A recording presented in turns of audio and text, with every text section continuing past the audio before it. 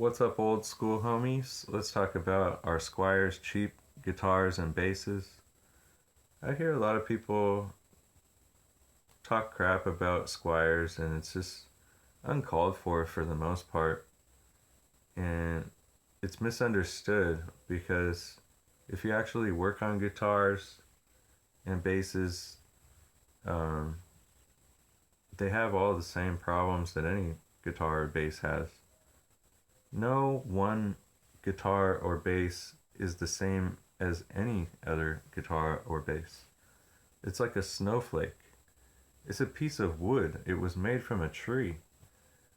It's every tree is different. So to say like one tree is not as good as another tree, the argument there has been made all over the place. Well, they're made out of cheaper woods. A lot of times they aren't. A lot of times they're made out of alder wood, just like Fender. Even the most bottom of the line models you can find made out of alder or basswood, the same fancy woods that are used in custom shop guitars. So the whole wood thing, I don't know if I really buy into it as much as other people. I think if it's made out of wood and the wood is dried, and it's usually this thickness of the neck that matters if the thing is going to be stable or not. It doesn't, if you make it out of thicker wood, it holds up. Make it out of thinner wood, it starts bending. That has to do with what neck you choose. I chose a Jaguar on my last one, and it's more temperamental, so it took me about a day to set it up right. But after it's set up right, I don't have a problem like the last guy did. He had a problem because he didn't know how to set it up. And that's really where people go wrong, is they think if I spend some more money and I buy the more expensive one, it'll be set up. And then I won't have to touch it, and I'll never touch it. And they won't. Trust me.